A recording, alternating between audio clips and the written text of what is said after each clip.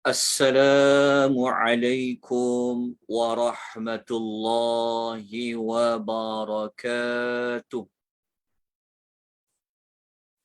Alhamdulillahi rabbil alamin. Wassalatu wassalamu ala ashrafil anbiya'i wal mursalin wa ala alihi wa sahbihi ajma'in. أشهد أن لا إله إلا الله وحده لا شريك له وأشهد أن محمدا عبده ورسوله اللهم صل وسلم على نبينا محمد وعلى آله وصحبه أجمعين أما بعد. Muslimin dan muslimat rahimani wa rahimakumullah. Alhamdulillah, kita bersyukur sebanyak-banyaknya kepada Allah Subhanahu wa taala pada petang ini kita dapat menyambung kembali pengisian tadabbur 22 surah lazim. 22 surah lazim bermakna surah yang bermula daripada surah Ad-Duha sehinggalah kepada surah An-Nas. 22 surah tersebut surah yang selalu dibaca, oleh kerana itu kita namakan ia sebagai surah yang selalu dilazimi. Sebab itu disebut 22 surah lazim. Yang mana 2 minggu yang lalu kita tidak dapat menyambung pelajaran, maknanya kita telah bercuti selama 2 minggu. Pada hari Khamis, maknanya 2 Khamis kita telah lalui tanpa kita menyambung kelas tadabbur 22 surah ini. Jadi satu rahmat dari Allah Subhanahu wa taala, Allah Ta'ala berikan kita kesempatan pada petang ni untuk kita menyambung kembali 22 surah lazim yang kita akan memberi tumpuan adalah kepada suratul At-Takasur. Surah At-Takasur.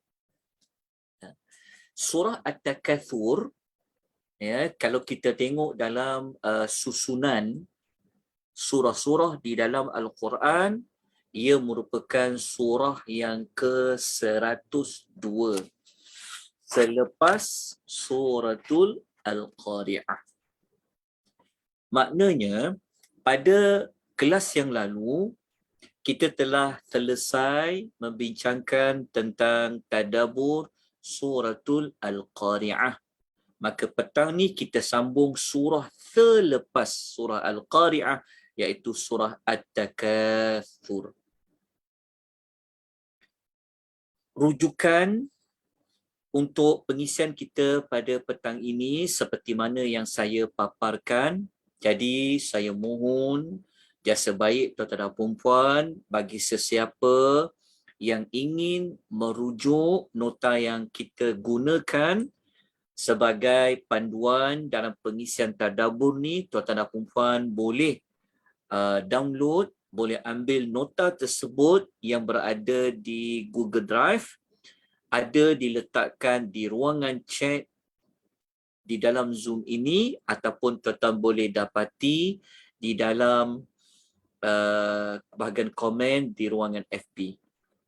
InsyaAllah, moga-moga usaha kita ini Allah Ta'ala akan ganjari dengan kebaikan, dengan keberkatan, dengan rahmatnya. Yang paling penting, kita sama-sama mengikhlaskan niat kita pada petang ini semata-mata kita ingin mencari redha Allah, kita nak cari kasih sayang Allah, kita nak dapat rahmat dari Allah, kita nak cari rahim Allah Subhanahu wa taala kerana kita berada dalam majlis ilmu, kita berada dalam sebaik-baik majlis ilmu iaitu kita mempelajari Al-Quranul Karim. Kita terus kepada pengenalan surah At-Takatsur. Baik. Sebelum itu, suara saya, tuan-tuan dan puan-puan dapat dengar dengan baik, dengan jelas. Mohon maklum balas dari tuan-tuan dan puan. Jelas tak jelas? Alhamdulillah jelas Ustaz, dengar jelas. Dengar jelas, alhamdulillah. Tapi awak dengar perlahan je ni, sekejap. Okey, sekejap suara saya. Okey. Jelas ya, insya-Allah. Okey, alhamdulillah. Petang-petang ni memang kena jelaskan suara. Baik, kita pergi kepada pendahuluan surah At-Takatsur. Pendahuluan ringkas dia mudah saja. Okey, surah ini ada 8 ayat. Ini kita semua sedia maklum. Surah ini adalah surah sebelum Nabi SAW berhijrah ke Madinatul Al-Munawwarah. Maknanya surah ini adalah surah Makkiyah. Kalau kita rujuk dalam salah satu kitab tafsir contemporary, iaitu dalam tafsir Al-Wadih karangan Muhammad Mahmud Al-Hijazi, dalam tafsir Al-Wadih, beliau mengatakan bahawa dalam surah At-Takatsur ini terdapat amaran Allah. Kata kuncinya adalah amaran Allah. Ada amaran Allah kepada siapa? Kepada kita. Apa yang Allah beri amaran? Tentang akibat asyik mengumpulkan harta dan pangkat. Kata Muhammad Mahmud Al-Hijazi, surah ni dia menceritakan tentang amaran. Macam mana kita nak tahu surah ini dia penuh dengan amaran? Macam mana kita nak tahu dalam surah ni ada amaran? Kita kena bacalah ayat dia. Betul, kita kena baca ayat dia. Tetapi pada 8 ayat tersebut, ada cara kita nak tahu perkataan kalimah bagaimanakah yang Allah sebutkan tentang amaran. InsyaAllah nanti kita akan belajar. Jadi sebelum kita masuk kepada ayat pertama, kita dapatkan dulu komentar daripada para ulama. Sinopsis ringkas surah At-Takatsur ni sebenarnya Allah nak sebut tentang apa? 8 ayat ini adalah ayat yang Allah menyebut tentang amaran Allah, tentang perangai sikap manusia yang dia membanyak-banyakkan. Itu dipanggil mengumpul. Dia kumpul. Kemudian surah ini memberitahu bahawa siksaan para pendahaka adalah real dan bukan mustahil. Nanti dekat surah At-Takatsur kita akan jumpa ayat yang Allah menyebutkan apakah di antara bentuk amaran tersebut. Antaranya kita akan jumpa Allah menyebut tentang azab api neraka. Macam mana kita boleh kata dia realiti dan tidak mustahil? Nanti dekat ayat tu kita akan jumpa perkataan yang menunjukkan ia benar-benar terjadi. Seperti yakin, kita akan jumpa. Tidak syak lagi, kata beliau, neraka adalah benar dan kamu akan dipersoalkan tentang nikmat dunia. Kata kunci besar dia, maksudnya perkara utama sebenarnya surah At-Takatsur ni dia ada sebenarnya tentang amaran Allah. Surah ini penuh dengan amaran. Amaran tentang apa? tentang perbuatan mengumpul-ngumpulkan, memperbanyakkan. Okey. Jadi kita dapatkan dulu dia punya maklumat ringkas dia. Okey, surah ni dia berbau amaran. Sebab tu kalau kita baca surah ni sangat menakutkan. Kerana Allah memberikan amaran. Amaran 1, amaran 2, amaran 3. Kita akan jumpa insya-Allah sebentar lagi. Okey, kemudian kita pergi kepada tema. Okey. Tema ni sebenarnya sama seperti dalam tafsir Al-Wadih. Tema surah ini sebenarnya adalah peringatan, amaran supaya tidak lalai daripada memikirkan kehidupan akhirat. Allah ingatkan, akhirat real tak? Akhirat benda yang realiti, benda yang pasti ada, pasti datang.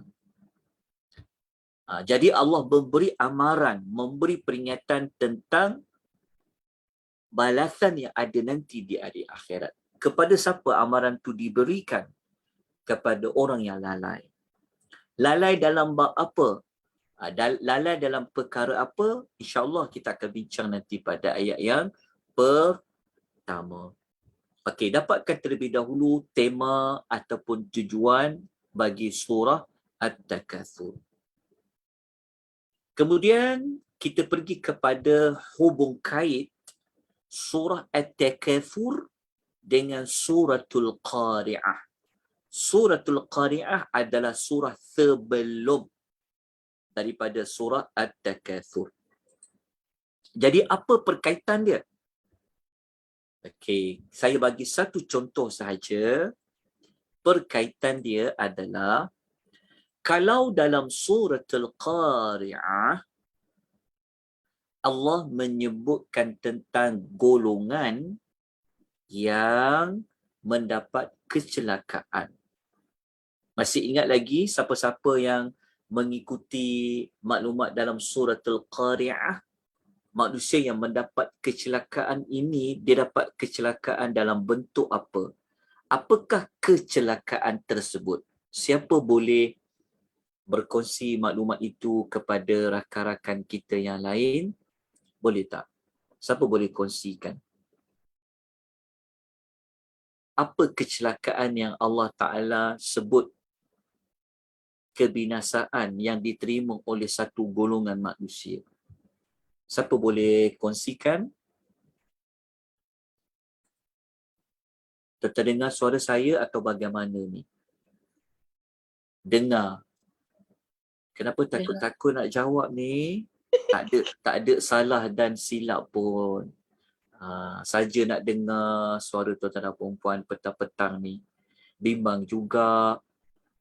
Cakapnya tu petang-petang kan. Petang-petang ni kan, mata mudah terpejam tau. Sebab tu saya minta tuan-tuan dan perempuan berikan maklum bala. Masih ingat tak? Dalam surah Al-Qari'ah tu Allah Ta'ala ada sebut tentang hujung-hujung surah Al-Qari'ah. Allah sebut tentang manusia yang dapat kecelakaan tu. Dia dapat kecelakaan apa? Dia dapat kebinasaan apa? Azab apa yang dia dapat?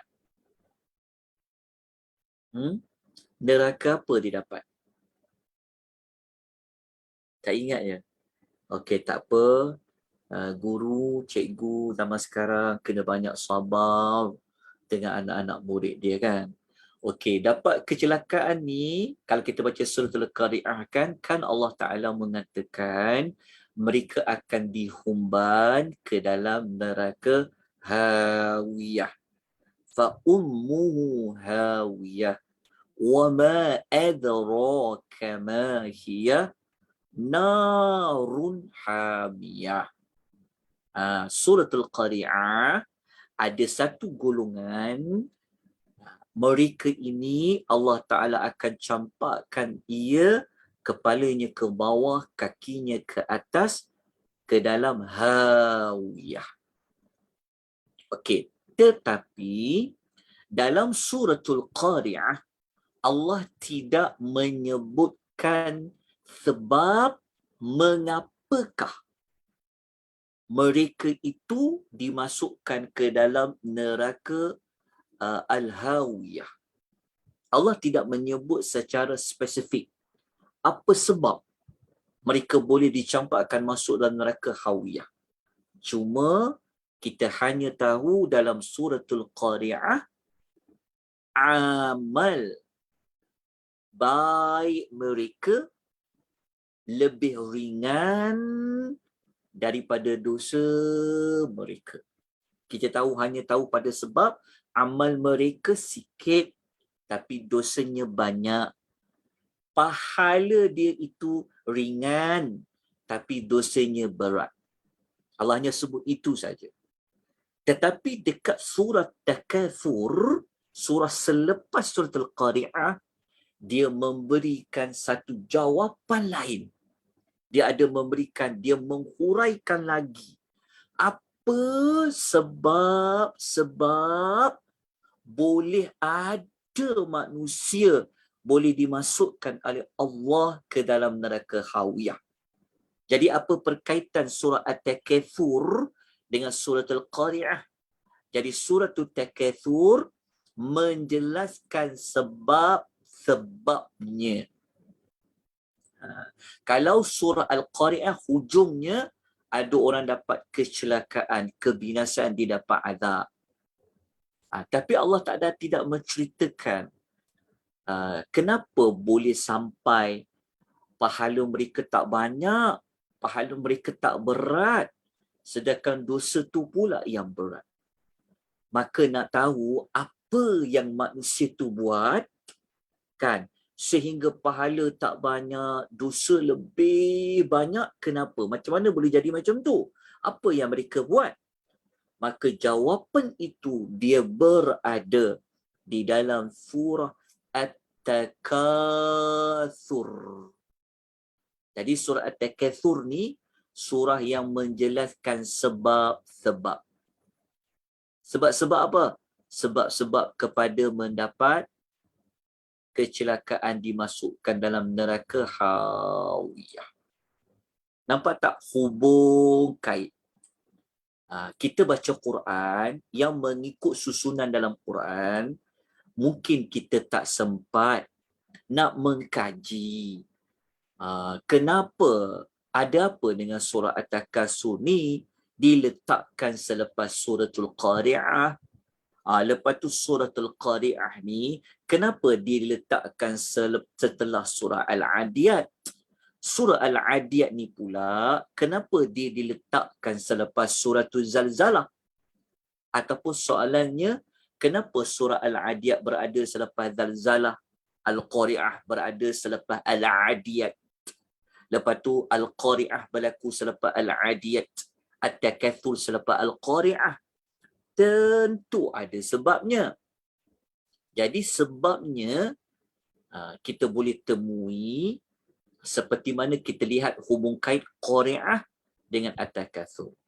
Okey, ini dia panggil ilmu mencari hubung kait antara surah dengan surah. Ini satu ilmu tentang Al-Quran. Ilmu tentang isi kandungan Quran ni ada banyak jenis. Salah satunya adalah ilmu mengetahui tentang perkaitan antara satu surah dengan satu surah yang berada bersebelahan. Okey, dapat jawapan dia? Okey, supaya apa? Kenapa kita kena terang macam ni? Kenapa kita perlu belajar untuk kita mencari jawapan mengapakah susunan surah itu disusun seperti itu? Maknanya penyusunan surah pun sudah memberikan kita satu ilmu, memberikan kita satu petunjuk bahawa Al-Quran ini ia benar-benar datangnya dari Allah Subhanahu wa ta'ala. Okey. Kita terus pergi kepada ayat yang pertama. Okey, jelas. Sebelum saya mulakan, ada apa-apa persoalan nak tanya? Pada pendahuluan ataupun latar belakang bagi surah At-Takatsur. Ada soalan ke tak ada soalan? Ada pertanyaan? Tak ada Ustaz. Proceed Ustaz. Oh, proceed. Alhamdulillah. Saya proceed. Okey. Kalau kita nak cari jawapan macam mana kita nak tahu bentuk amaran ataupun macam mana kita nak tahu ayat yang ada peringatan, ni soalan ni tolong tanya. Jangan lupa tanya ni. Macam mana kita nak tahu sesuatu ayat tu dia ada bentuk amaran? Macam mana kita nak tahu dia bentuk amaran? Macam mana kita nak tahu ayat tu ada bentuk amaran? Nanti kita akan belajar lah. Tapi tolong ingat soalan tu. Takut nanti saya terlupa. Okey. Kita pergi kepada ayat yang pertama. Okey, ayat pertama di dalam nota ni, dia berlaku keterbalikan. Terbalik dekat sini.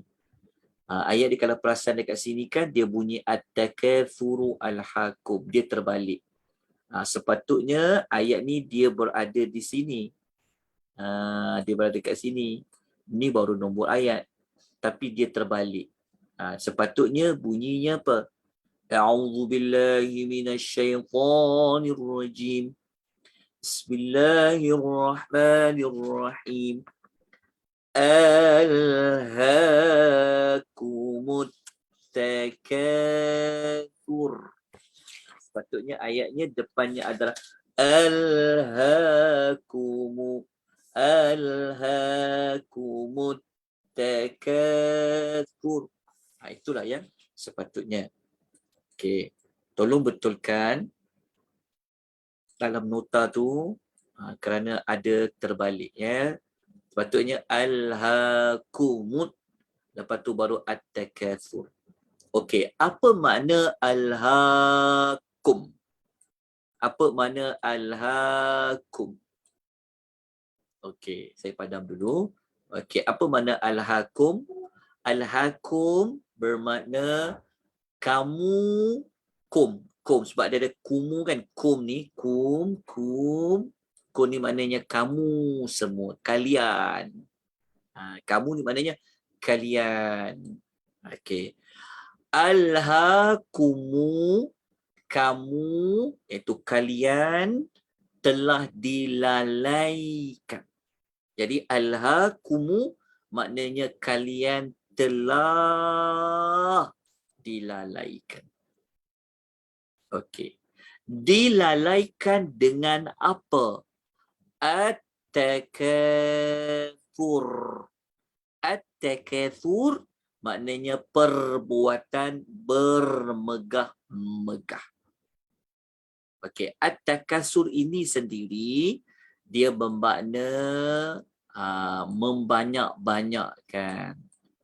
Kamu telah dilalaikan oleh perbuatan membanyak-banyakkan sehingga membawa kepada bermegah-megah. Siapa dalam Quran terjemahannya ada makna lain bagi at-takatsur? Siapa boleh kongsikan? Ada tak dalam Quran terjemahan dia at-takatsur dia guna terjemahan lain? Boleh kongsikan tuan-tuan dan puan? Saya punya kesibukan memperbanyak harta dan dunia. Okey, dia spesifikkan memperbanyakkan harta dengan dunia. Disibukkan ya? Kesibukan memperbanyak in bracket harta dan dunia. Maknanya at-takatsur ni diterjemah memperbanyak, membanyak-banyakkan. Okey, disebut banyak-banyak. Okey. Kalau dalam bracket tu maknanya itu bukan terjemahan ayat. Ya, itu kepada pentafsiran ayat. Okey. Okey, tak apa, betul lah tu. Kamu telah sebenarnya disibukkan boleh, tapi dilalaikan ni ia lebih kadang-kadang sibuk tak lalai.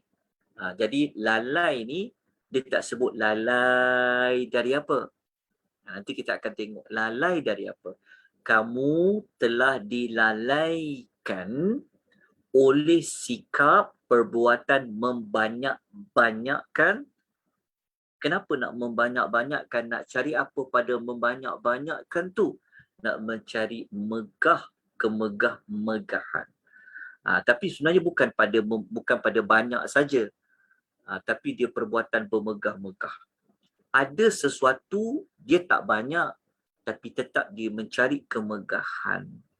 Tapi biasa yang banyak ni kenapa nak cari banyak? Dia dikaitkan dengan nak bermegah-megah. Okay, ini ayat yang pertama.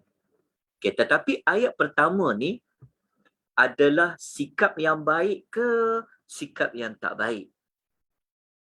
Jawapannya adalah sikap yang tak baik. Kerana sikap yang tak baik macam ni lah menyebabkan tema utama surah At-Takatsur adalah temanya memberi amaran, memberi peringatan tentang sikap yang telah lalai disebabkan perbuatan membanyak-banyak bermegah-megah. Okay, tapi ayat ni dia tak sebut dilalaikan dari apa? Dilalaikan tentang apa? Okey, buatan bermegah-megah membanyak-banyak. Tapi dalam ayat ni pun dia tak sebut membanyakkan apa siapa boleh jadi lalai. Memegah-megah dengan apa sampai boleh jadi lalai. Al-Quran tidak menceritakan secara spesifik dia. Tapi insya-Allah kita akan dapatkan jawapan dia. Okey. Okey, kita lihat terlebih dahulu. Okey, tafsir dan huraian ayat. Okey. Kata Pak Quraisy Shihab hafizahullah. Okey, dalam tafsir Al-Misbah. Okey, siapa ada nota yang dah print tu, tolong tulis menurut Muhammad Quraisy Shihab dalam kitab apa? Tafsir Al-Misbah. Tulis nama tafsir dia. Sambil kita belajar nak faham ayat, kita tahu dalam kitab tafsir mana yang dirujuk. Jadi kita sebagai penuntut ilmu yang kita tak faham apa makna ayat ni, maknanya kita perlu merujuk dalam kitab-kitab tafsir. Jadi Pak Quraisy Shihab ni, okay, beliau menerangkan apa makna al-hakum. Okay, dia kata perkataan al-hakum diambil dari perkataan laha yalha. Sebab ada ha simpul kan, al-ha. Jadi diambil daripada perkataan laha yalha. Okay, laha yalha maknanya apa? Yakni menyibukkan diri dengan sesuatu sehingga mengabaikan yang lain yang lebih penting. Ini makna yang kita juga boleh rujuk berpegang. Okey, maknanya macam ni. Dekat dalam ayat ni kita jumpa perkataan dilalaikan kan? Kalau dalam penggunaan bahasa kita, lalai ni kita fahamlah satu perbuatan yang lalai, yang tak baguslah. Kita faham. Okay. Dari sudut konteks Al-Quran, perkataan al-hakum dilalaikan ni kan, dia dikaitkan dengan apa? Dia sibukkan diri, dia buat sesuatu yang sesuatu tu tak penting pun, sehingga dia mengabaikan yang lain yang lebih penting. Itu dipanggil dia lalai. Dia buat sesuatu yang dia macam ni. Dia habiskan masa dia, tenaga dia, umur dia, dia fokus kepada sesuatu, dia sibukkan diri dia pada sesuatu yang sesuatu tu sebenarnya tak penting sangat pun. Ada lagi lebih penting. Tapi dia tinggal yang ada lagi lebih penting tu.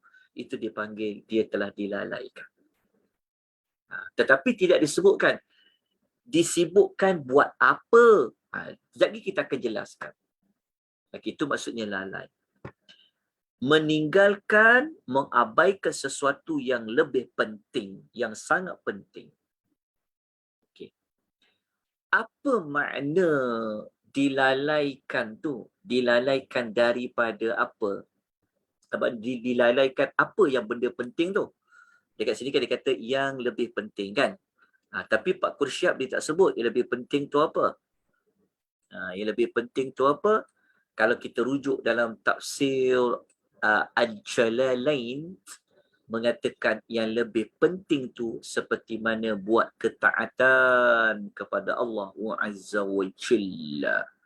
Yang lebih penting tu apa? Adalah buat ketaatan kepada Allah, beribadah kepada Allah. Itu yang dikatakan kamu telah dilalaikan. Apa dia? Mengingati Allah, buat taat kepada Allah. Boleh juga dikaitkan kamu lalai dengan memikirkan bekalan untuk pergi akhirat kamu. Kenapa kamu lalai? Akhirat tu sangat penting. Tapi kamu fokus kepada benda yang lain. Menyebabkan kamu tertinggal yang benda lebih penting, iaitu akhirat. Ada sesuatu yang menyebabkan kamu fokus kepada sesuatu tu. Sesuatu tu apa? Kita akan ulas di bawah. Okey, faham tak maksud alhaakumut takatsur secara umum? Maknanya ada manusia dia telah lalai dari mengingati Allah. Okey. Dia telah lalai buat ketaatan. Sedangkan mengingati Allah, buat ketaatan adalah bekalan nak pergi ke alam akhirat. Sebab itu, kita katakan tadi ada hubung kait suratul Qari'ah dengan suratul Takatsur. Maknanya suratul Takatsur menyebutkan sebab apa mereka dalam suratul Qari'ah amal mereka sikit, tak berat seperti beratnya dosa. Apa yang mereka dah buat sampai tak sempat nak beratkan pahala tu? Kerana mereka sibuk dengan sesuatu sehingga mereka terlupa nak memikirkan tentang perlunya memperbanyakkan pahala. Sehingga mereka terlupa untuk memikirkan bahawa dosa itu akan ditimbang di hari akhirat. Dosa itu akan dinilai di hari akhirat. Okey. Jelas untuk penjelasan setakat ini. Okey. Sekarang kita nak cari jawapan. Apa yang mereka takatsur tu? Maksudnya kita nak cari jawapan apa yang at-takatsur tu? Mereka membanyak-banyakkan apa sampai mereka lupa akhirat tu? Apa dia sesuatu yang mereka memperbanyak-banyakkan tu? Apa yang mereka nak bermegah-megah sangat tu? Okey. Maka cara dia adalah kita kena cari ayat-ayat lain dalam surah-surah lain yang berkaitan dengan topik yang sama. Topik yang sama tu berkaitan dengan topik lalai. Itu cara dia. Kita nak faham ayat pertama, Allah hanya bagi tahu pendek saja. Allah tak bagi tahu at-takatsur tu apa. Mereka telah dilalaikan dengan sikap berbanyak-banyak bermegah-megah. Okey, dengan apa? Dengan apa? Okey, maka caranya adalah kita cari dalam ayat-ayat Quran yang lain yang menceritakan topik yang sama, iaitu topik manusia itu telah menjadi lalai ataupun ada topik tentang lalai. Okey, jadi kita cari jumpa suratul Hijr ayat 3. Tuan-tuan, sambil tuan-tuan dan puan-puan mempelajari tentang tafsiran ayat, okey, sambil-sambil itu juga belajar cara macam mana nak buat tafsiran ayat. Tuan-tuan tidaklah terima daripada saya secara bulat-bulat macam tu. Tetapi tuan-tuan belajar macam mana nak menjelaskan ayat tu lagi. Macam mana nak memperincikan ayat tu? Cara dia adalah cari ayat-ayat dalam surah-surah lain yang berkisahkan kepada topik yang sama. Topik apa yang sama? Kalau kita tengok dekat ayat pertama, kita jumpa perkataan apa? Perkataan al-ha, ha, ha. Lalai kan?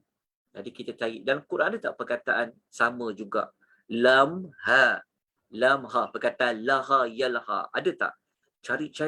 Ada. Rupanya dekat suratul Hijr, ayat 3 ada perkataan laha dekat perkataan wayulihim.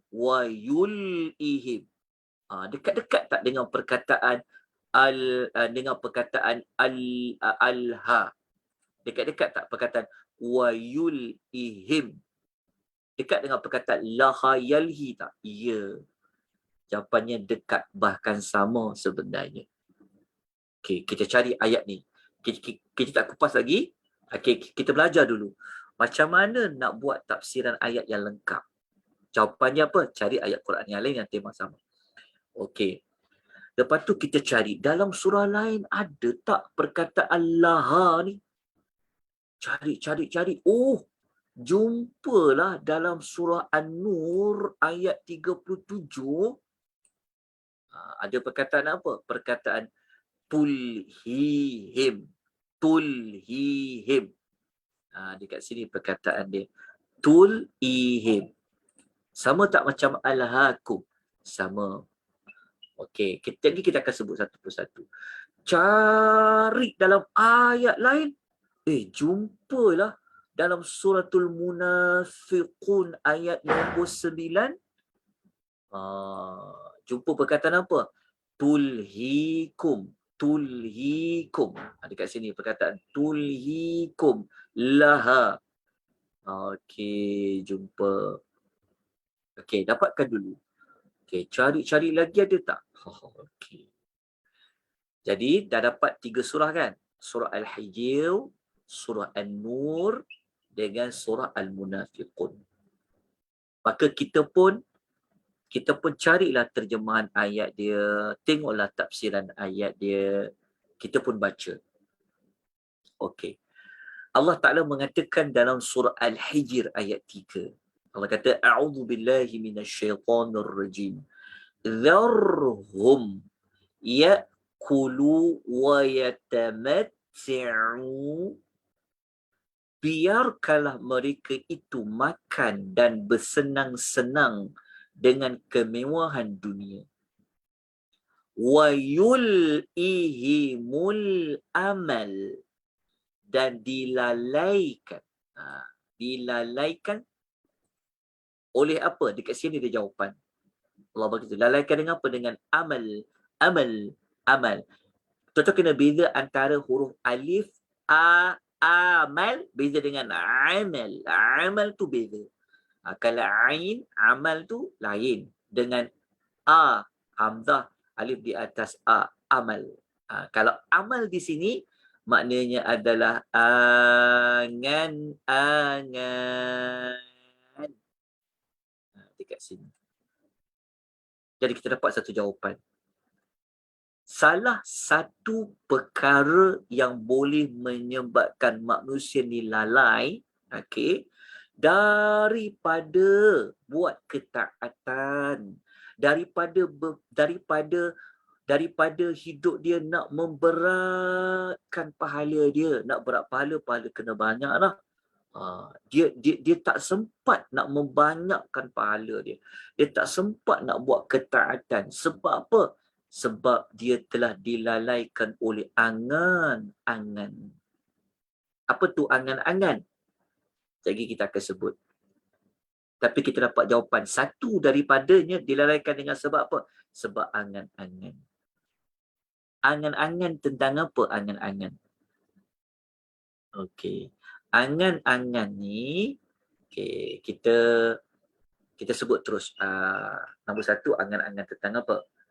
Okey. Kita tengok dulu muka surat nombor 5. Cuba kita tengok Muka surat nombor 5. Mereka angan-angan dengan apa? Okey. Oh, kejap lagi lah kot saya tunjuk. Kejap. Okey. Lagi saya tunjuk Dapatkan dulu maklumat pertama. Jadi maklumat pertama dilalaikan oleh angan-angan. Jadi kita tak boleh ada angan-angan ke? Jawapan dia boleh ada angan-angan. Tapi jangan lalai. Dengan angan-angan. Yang Allah Ta'ala tak suka dilalaikan. Jadi kalau tak dilalaikan, tak apalah. Kalau ada angan-angan. Angan-angan nak jadi apa? Angan-angan nak buat apa? Tak salah. Kan ada banyak tak angan-angan. Okey. Okey. Jelas faham angan-angan? Okey. Jelas faham kan? Orang Melayu faham angan-angan ni apa? Angan-angan. Amal. Boleh jelas tak apa tu angan-angan? Angan-angan mak jenin, Ustaz. Angan-angan mak jenin. Okey, angan-angan tak salah dalam agama. Tetapi jangan sampai angan-angan tu menyebabkan kita dilalaikan. Kejap lagi saya akan sebut angan-angan apa yang Allah Ta'ala nak. Ya Allah Ta'ala kata manusia ini dia telah dilalaikan dengan angan-angan dia. Okey. Kita pergi cari jawapan yang kedua. Apa lagi perkara yang menyebabkan manusia itu telah dilalaikan? Kita pun tengok surah An-Nur ayat 37. Kita jumpa tadi kan? Kita pun baca keseluruhan ayat dia. Rijalun la tul'ihim tijaratun wala bay'un an dzikrillahi wa iqamis salati wa ita'id zakah. Okey, kita jumpa perkataan ni, kita pun keluarkan terjemahan dia, tengok terjemahan dia. Okey. Okey, ayat nombor 37 surah An-Nur ni, ini sifat yang Allah puji. Ini sifat yang Allah Ta'ala puji. Tapi ada kaitan dengan apa yang sedang kita bincangkan. Allah Ta'ala puji apa? Orang-orang yang kuat imannya, yang tidak dilalaikan oleh perniagaan. Ada orang, dia tak lalai walaupun dia berniaga. Dia ada perniagaan, dia ada pekerjaan dia. Dia tidak dilalaikan dengan pekerjaan dia, dengan perniagaan dia. Ataupun kata Allah, bay'un, dalam bab berjual beli. Maknanya dia kata dan ke apa tu? Bukan dan tu. Dia bukan atau. Dilalaikan oleh perniagaan atau berjual beli. Dekat sini, maknanya disebutkan tentang apa?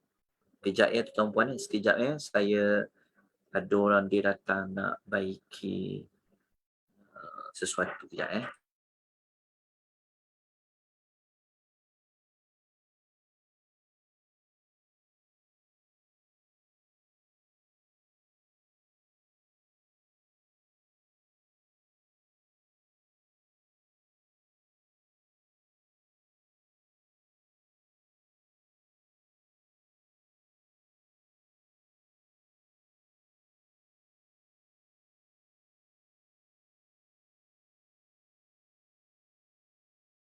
dengan baik, boleh dengar? Boleh dengar ya? Ya, dengar, Ustaz.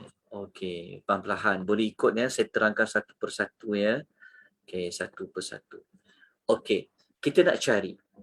Lalai lagi dengan bab apa? Okey, kalau kita buka dalam surah An-Nur ayat 37, rupa-rupanya ada orang yang dilalaikan dengan perniagaan atau jual beli dia. Maknanya apa? Maknanya dilalaikan dengan kesibukan bekerja. Ada orang bekerja dengan dia berniaga. Ada orang bekerja dengan dia makan gaji. Ada orang bekerja dengan dia buat part time. Macam-macam lah. Banyak job dia buat.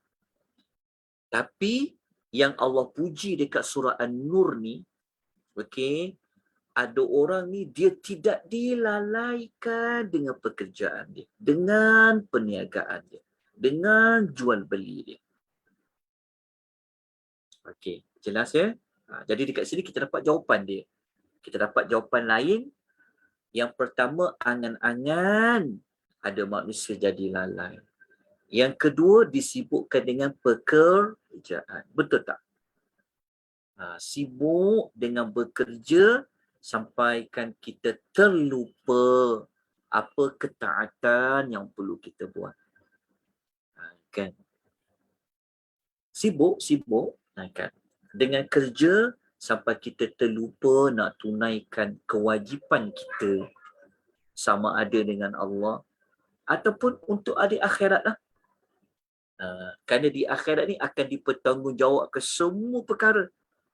Jadi ada manusia sibuk sangat dengan pekerjaan dia. Pekerjaan dia itu telah melalaikan dia. Menyebabkan apa? Menyebabkan dia lupa pada Allah. Dia lupa tanggungjawab dia perlu ditunaikan. Okey. Kemudian kita sambung lagi dengan suratul Munafiqun. Waktu kita baca suratul Munafiqun, ada maklumat lain. Manusia lalai dengan apa? Ya ayyuhalladzina amanu la tulhikum amwalukum wala auladukum an zikrillah. Wahai orang yang beriman, janganlah kamu dilalaikan. Janganlah kamu dilalaikan. Oleh apa? Oleh amwalukum. Harta benda kamu. Okey? Dilalaikan dengan harta benda. Wala auladukum. Dan anak pinak kamu. Kita akan ulang anak pinak sekejap lagi. Okey, jangan kamu dilalaikan oleh harta benda kamu dan anak pinak kamu. Lalai dari apa? Mengingati Allah. Inilah jawapannya juga kepada dilalaikan tentang apa? Dilalaikan dengan mengingati Allah. Lalai dia ingat pada Allah. Dilalaikan dengan sebab apa? Dengan sebab urusan harta benda. Kalau cari harta benda ni boleh lupa diri tau. Betul tak? Kita kalau fikir cari harta benda ni kadang-kadang rasa tak nak berhenti. Okay. Lepas tu pula kita dihabiskan waktu kita, masa kita dengan anak-anak. Betul tak? Kalau kita fikir anak-anak, rasa tak cukup umur ni. Betul tak? Kan? Rasa tak cukup tangan nak fikir anak-anak. Betul tak? Sebab kalau kita fikir anak-anak, memang takkan habis. Dia punya fikir anak-anak tu sampai anak-anak tu dapat cucu tu. Sampai anak-anak tu dapat cicit, dia fikir sampai ke situ tu. Betul tak? Dia fikir anak-anak. Memang tak ada lari anak-anak dengan kita. Betul. Tetapi jangan sebab memikirkan anak-anak, kita sampai kita lupa ingat Allah. Lupa bekalan kita di hari akhirat. Iya. Kadang-kadang sampai fikir menguruskan anak-anak, melayan anak-anak, kerana anak-anak, sampai kita terlupa nak mikirkan orang lain. Duk fikir. Kita fikir kesenangan ahli keluarga kita, anak-anak, pinak kita, sampai kita terlupa ibu dan bapa kita yang sudah tua, yang berada di kampung. Makan apa mereka? Kan? Tapi kita fikir siapa? Anak-anak kita makan apa? Kita terlupa ketaatan kita kepada Allah, pada ibu bapa kita. Macam tu juga. Nak menguruskan anak-anak ni sampai tak sempat nak belajar. Betul. Sampai macam tu. Tak sempat nak tambah ilmu. Kadang-kadang sampai tak sempat nak ziarah orang tua. Sebab apa? Duk nguruskan anak-anak. Tapi tak salah ada anak-anak nguruskan. Tapi Allah kata jangan kamu dilalaikan. Betul tak? Ada apa kaitan anak-anak ni? Kaitan juga dengan harta benda kamu. Okey. Ada orang cari harta, macam saya kata, dia boleh lupa diri tau. Nak cari harta benda ni. Sampai dia lupa pada ibadat solatnya, pada ibadat zakatnya, macam-macam. Jadi Allah bagi warning baca At-Takatsur tu, Allah tujukan pada kita tu ingat. Jangan lupa. Okey. Jadi kesimpulan dia, kita dapat jawapan ada 3. Ada 3 perkara, yakni kita kumpulkan ketiga-tiga surah tadi, dia keluarlah maklumat dekat sini. Saya buat catat dah. Perkara-perkara yang melalaikan manusia yang Allah sebut dalam Quran, apa dia?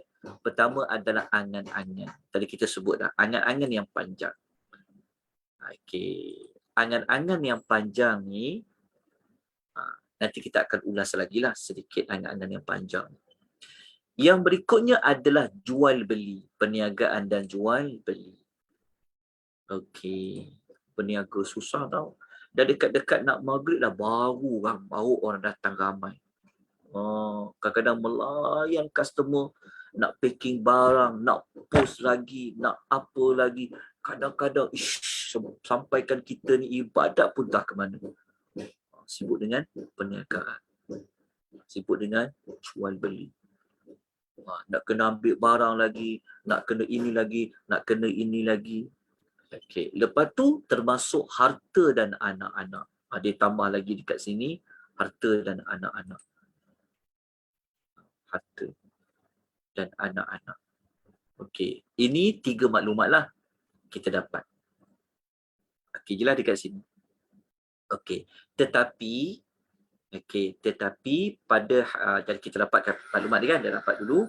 Okey, sekarang kita pergi kepada pendapat ulama.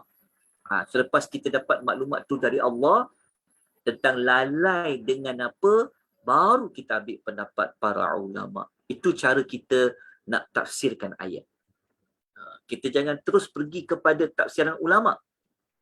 Tengok dulu, ada tak Al-Quran mentafsirkan ayat Quran yang lain. Itu dia panggil kaedah. Okey, Ibnu Abbas mengatakan At-Takatsur, saling memperbanyak tadi, dia kata dari sudut harta benda dan juga anak-anak. Bukan tak boleh beranak banyak, bukan tak boleh kumpul harta, tak, bukan. Tetapi yang lalai tu yang Allah Ta'ala tak nak. Tapi harta boleh menyebabkan kita lalai. Okey.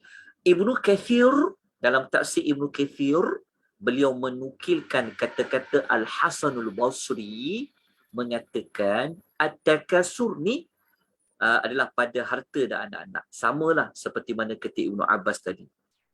Okey. Kalau menurut tafsir Al-Jalalain, menunjukkan yakni berbangga dengan harta, anak-anak dan golongan lelaki. Okey, maksudnya macam ni. Membanyak-banyakkan ni tak apa, tapi jangan sampai lalai. Okey. Tanda orang tu lalai, antaranya dia boleh lalai dengan bermegah-megah.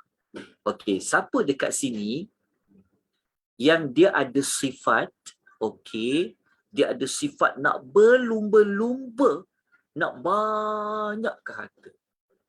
Dia tengok orang tu harta banyak, dia nak lagi. Dia kalau boleh, dia nak jadi lebih banyak. Ramai orang ada sifat macam tu. Dia belum, orang kata persaingan sihat lah. Bahasa kita, bahasa dunia kita, persaingan sihat. Sebenarnya, kalau kita terlalu nak bersaing sangat, inilah yang tak baik. Tahu faham tak? Orang letak perkataan persaingan, lepas tu hujungnya sihat. Itu kita yang kata persaingan tu sihat. Sebenarnya dalam agama, tak perlulah kau bersaing dalam bab dunia tu. Kalau orang tu pakai kereta baru, kita nak beli kereta, kita nak lumba lagi. Oh, dia pakai kereta yang terbaru, yang aku pun nak beli kereta yang terbaru. Dia buat lagi. Dah bersaing. Persaingan sihat ke? Kalau dari sudut sihat tu dari sudut okeylah, nak kalau kita nak motivate kan. Aku tengok perniagaan online dia, hui, ramainya orang order. Macam mana, apa rahsia dia? Dia pun nak bersaing lagi. Aku nak lebih banyak pada dia. Okey, tak apa.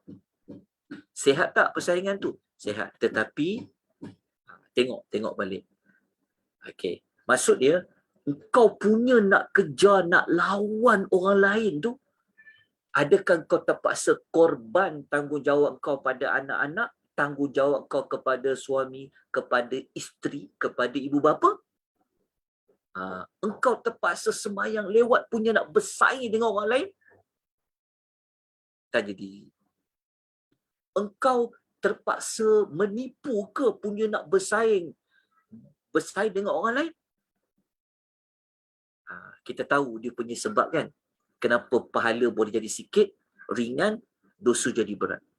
Sebab sifat apa? Bermegah-megah, nak bersaing-saing. Kalau pada anak-anak, dekat mana nak bersaing dekat anak-anak? Siapa dekat sini yang dia suka bersaing, dia tengok anak dia dapat result berapa. Anak dia pandai. Aku pun anak aku mesti kena pandai. Kata persaingan sihat. Tak apa. Tapi isunya, engkau punya nak bagi anak kau lebih pandai daripada anak dia. Adakah kau terpaksa korbankan apa? Masa yang sepatutnya masa kau buat apa? Wang ringgit, sepatutnya wang ringgit untuk mendalami agama atau macam mana? Dia punya nak bagi anak dia pandai bersaing. Anak jiran ni, dia dapat semua A. Aku nak bagi anak aku kalau boleh A+ semua. Jadi dia fikir duit tak banyak ni, dia fikir cari guru-guru nak kena bayar, dia fikir, dia tekan anak, dia macam-macam lah. Menyebabkan apa? Masa dia duduk habis fikir macam mana nak susun strategi ni. Bagi lebih pada orang lain. Itu yang Allah kata pada anak-anak tu. Kalau kita tak perasan, kita ada buat benda macam tu. Kan? Bersaing. Ramai sekali zaman suka bersaing. Kalau kita nak kejar gadget, nak tengah handphone apa yang keluar? Jadi bulan depan keluar handphone baru. Kalau kita jenis sifat suka kumpul, suka nak bersaing, aku ada yang latest lah, aku ada yang latest. Memang tak habis masa dikejar, betul tak? Setuju kan? Apa yang Allah Ta'ala sebut. Tapi kalau bersaing tidak menggadaikan hukum halal haram, tak apa. Kalau bersaing, tidak mengabaikan tanggungjawab dengan manusia lain yang patut diberikan tunaikan tanggungjawab, tak apa. Kalau bersaing tidak buat cara yang haram, tak apa. Tapi kalau terpaksa nak bersaing, nak bermegah-megah, sehingga terpaksa jatuh, haram-haram lah, janji aku lebih. Kan? Penat-penat lah. Sepatutnya dia berpenat dalam perkara apa? Tapi dia berpenat dalam perkara nak memegah-megah pada pangkat, pada harta, pada anak dan sebagainya lah. Itu tak jelas kita baca ayat ni, Allah Ta'ala tegur kita tau. Kesan kita faham ni Allah Ta'ala. Nanti kita akan tengok macam mana Allah bagi amaran. Macam mana Allah Ta'ala kata, siapa yang ada perangai macam ni, jaga. Macam mana Allah Ta'ala sebut tu, jadi kita akan baca ayat ni. Lepas tu bagus baca surat Takatsur, dibaca dalam solat. Kita faham, Allah ingatkan kita. Tuan-tuan, kalau kita nak bersaing, kan, kita ingat kita lebih banyak, ada lagi orang lebih banyak. Betul tak? Takkan habis. Macam mana kita nak takkan habis? Jom kita ulas, kita tengok ayat ni. Kita tengok contoh ayat lain yang Allah menunjukkan sifat kita. Kenapa manusia boleh lalai dengan harta? Kenapa boleh lalai dengan angan-angan? Kerana itu sifat yang ada pada manusia. Seperti mana Allah Ta'ala sebut dalam suratul Fajar ayat nombor 20. A'udzubillahi minasyaitonirrajim. Wa tuhibbunal mala hubban jamma. Dan kamu sentiasa makan harta secara rakus. Hubban jamma ni terlalu ekstrim suka pada harta. Kan? Kalau kita baca suratul Al-Adiyat ayat nombor 8. wa innahu li hubbil khairi lasyadid. Allah berkata sesungguhnya cinta kamu kepada harta memang benar-benar berlebihan. Ini kita dah belajar dah. Okay, kita ambil sabda Nabi SAW. Nabi ingatkan kita hati-hati ya. Ini dikaitkan juga dengan angan-angan. Saya akan terangkan apa itu angan-angan. Sabda Nabi SAW. Qalbu syaikhi syabbun ala hubbit natin. Hati orang yang tua. Okey, hati orang yang sudah tua, dia sentiasa muda. Ada orang umurnya dah tua, tapi walaupun umurnya dah meningkat tua, tetapi ada perkara yang dia selalu muda. Benda tu sentiasa muda. Nabi kata apa? Dalam mencintai dua perkara. Maksud dia, dalam bab cinta dua perkara ni tak pernah rasa letih.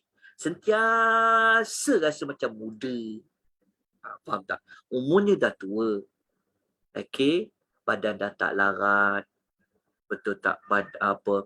Tenaga kita pun dah tak banyak. Betul tak?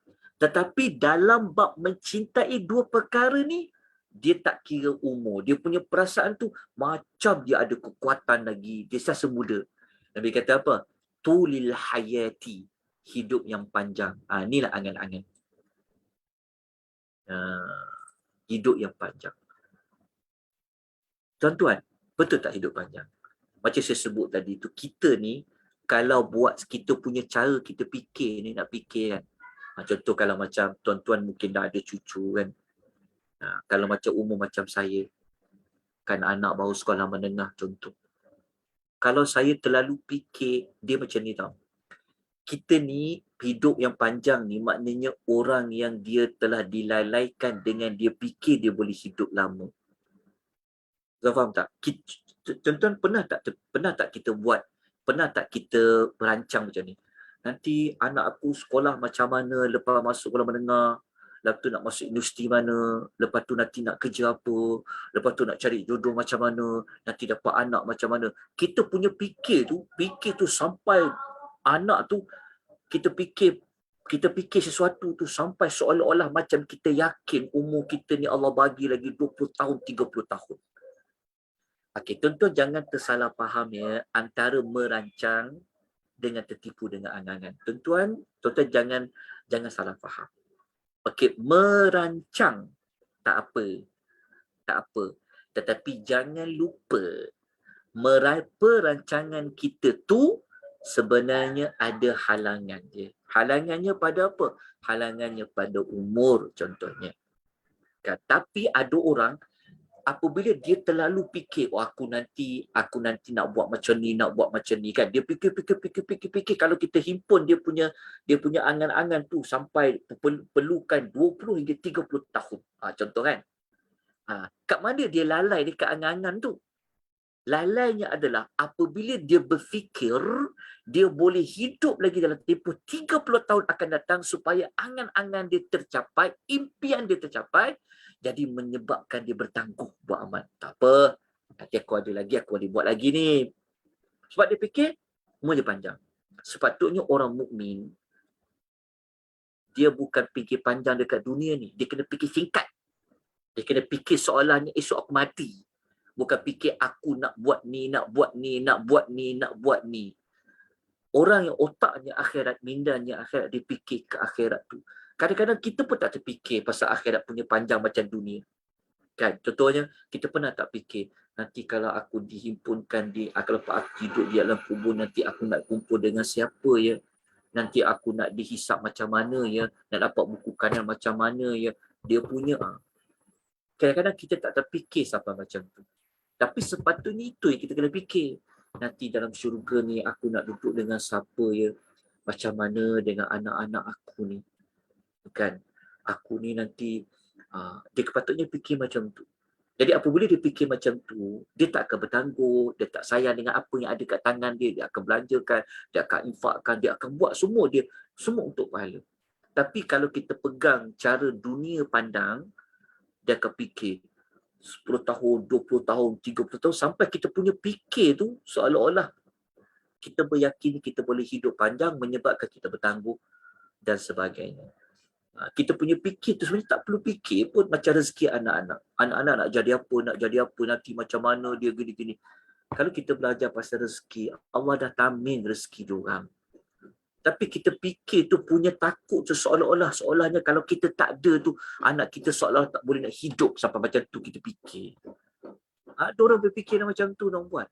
Tak salah nak memikirkan masa depan anak-anak. Tetapi kalau terlalu memikir, menyebabkan kita akan habis masa. Menyebabkan kita sibuk duduk, mikirkan kita nak fikir untuk mereka. Sedangkan belum tentu kita mati, mereka akan fikir macam mana kita fikir. Tak faham tak? Kita punya fikir masa dia hidup kan, banyak habiskan masa dan sebagainya. Tapi belum tentu kita di alam kubur, zuriat kita memikirkan seperti mana kita fikirkan tentang mereka. Sebab tu dalam agama ni bersederhana. Okey kat situ. Okey, lepas tu ada benda yang sentiasa muda walaupun umur dia dah tua, tapi bab cinta harta dia tak pernah ada tua. Dia tak pernah ada tua. Cinta pada harta tak pernah berkurangan. Dan kita bimbang lagi tua lagi kita fikir harta. Yang ni kita lagi bimbang. Okey. Ada dua benda. Walaupun umur dia dah tua, tapi benda yang sentiasa segar dalam diri dia adalah dia nak umur lagi panjang. Lepas tu cinta kepada harta. Riwayat Bukhari Muslim. Lepas tu kita baca satu lagi hadis riwayat Bukhari Muslim juga, sabda Nabi SAW, yakburu ibnu Adam wa yakbaru ma'ahu isnani. Anak Adam ni semakin tua, tetapi ada benda semakin besar pada dia. Anak Adam umurnya sudah semakin tua, dia makin tua lah. Makin hari kita ni makin tua tau. Masuk umur kita makin tua. Tetapi ada perkara tu, lagi kita naik umur, lagi dia membesar bersama dengan kita. Apa dia? Cinta harta dan cinta kepada panjang umur. Nabi sebut panjang umur ni dikaitkan dengan apa? Dengan angan-angan. Hadis riwayat Bukhari dan Muslim. Tuan, ini Nabi yang sebut kepada kita semua. Jadi jangan sampai kita ini terlupa bekalan di alam kubur, terlupa bekalan di alam akhirat. Disebab apa kita terlupa nak buat bekal tu? Kerana kita sibuk menguruskan harta kita, anak-anak kita, perniagaan kita, dan juga kita disibukkan dengan banyak sangat planning dia. Banyak sangat duk fikir nak buat. Betul mah kalau duk fikir apa nak buat kan.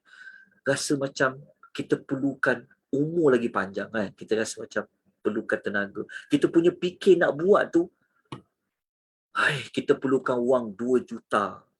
Contoh macam tu. Jadi dia akan cari sampaikan dia dah itulah apabila dia makin cari umurnya makin bertambah menyebabkan lama-lama dia telah buang waktu dia.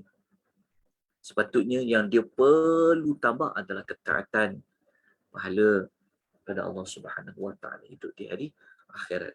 Okey. Sekarang kita nak tengok dekat sini. Ya, sikit lagi waktu tengok dekat sini. Kalau kita baca sebenarnya pada ayat pertama ni, kita kalau kita baca ayat pertama ni, Allah tak sebutkan perbuatan pemegah-megah dengan apa. Tapi kalau kita baca ayat tadi, kita jumpa 3 lah spesifik dia yang Allah sebut dalam surah lain. Angan-angan, perniagaan, jual beli dan harta benda.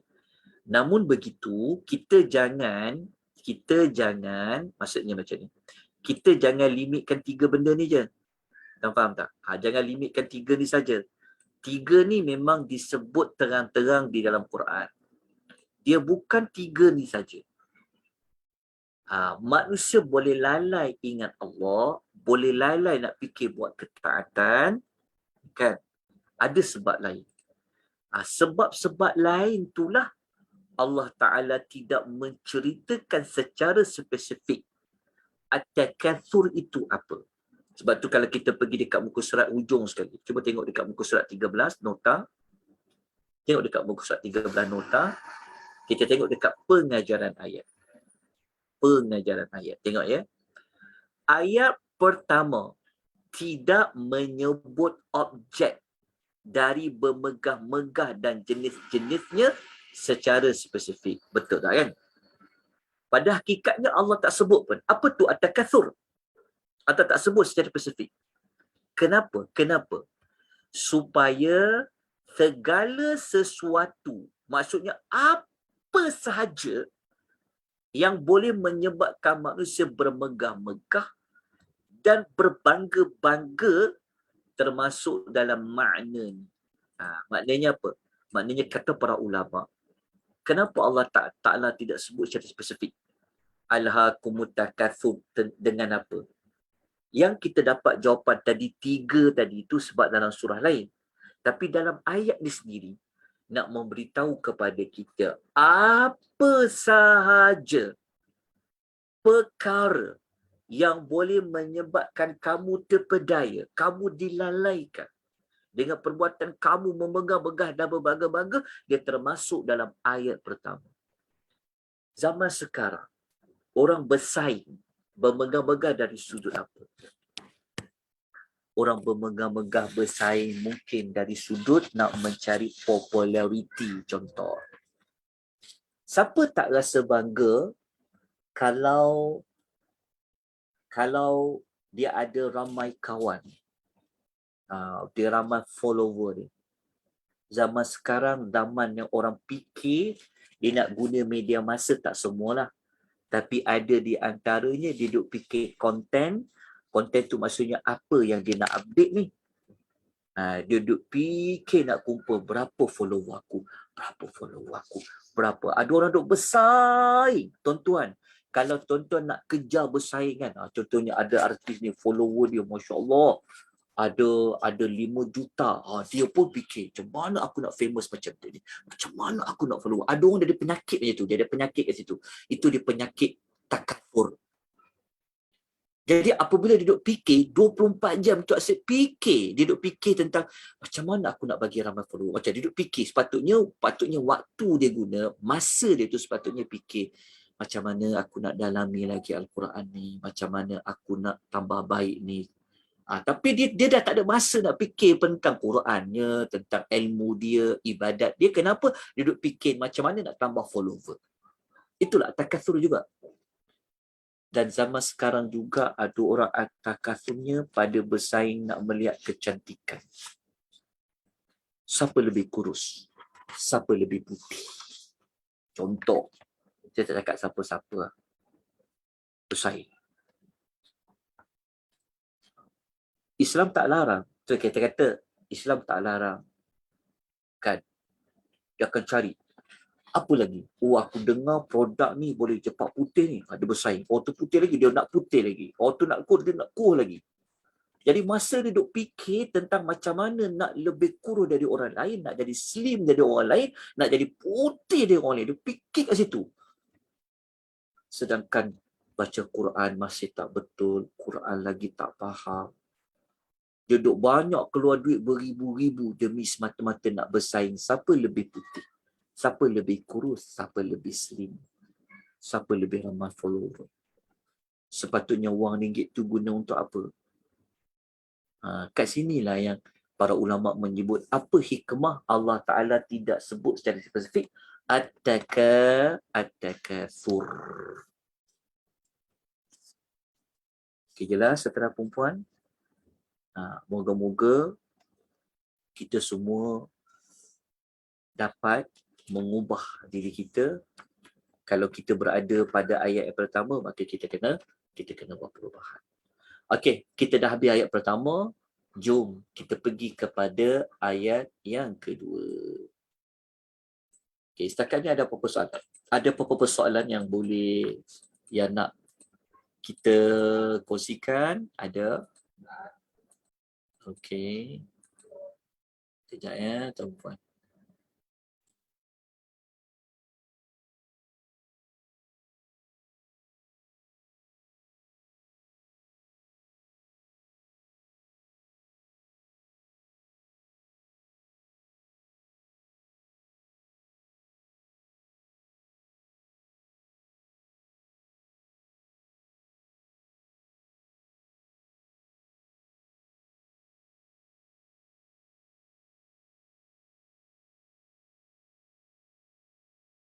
jelas tak? Ada apa-apa pertanyaan setakat ni? Untuk ayat pertama jelas? Jelas-jelas Ustaz. Okey, jelas ya. So ayat pertama ni sebenarnya kalau kita faham sebenarnya Allah banyak tegur diri saya sebenarnya. Moga-moga tuan-tuan juga terasa teguran dari Allah Subhanahu wa taala. Itulah yang ada pada manusia pada akhir zaman. Jadi kita nak tutup ayat pertama ni sebelum kita pergi kepada ayat kedua. Allah Ta'ala ingatkan kita tentang hakikat manusia ini. Ini Nabi sebut masa Nabi hidup. Sabda Nabi SAW. Iqtarabatis sa'ah. Hari kiamat tu dah semakin dekat, kata Nabi. Wala yadadadun nasu ala dunya illa hirsan. Hari kiamat semakin dekat dan tidak bertambahnya kemahuan manusia kepada dunia melainkan semakin kuat. Wala yadadadu minallahi illa bu'da. Dan tidak bertambah kedekatan mereka kepada Allah melainkan semakin jauh.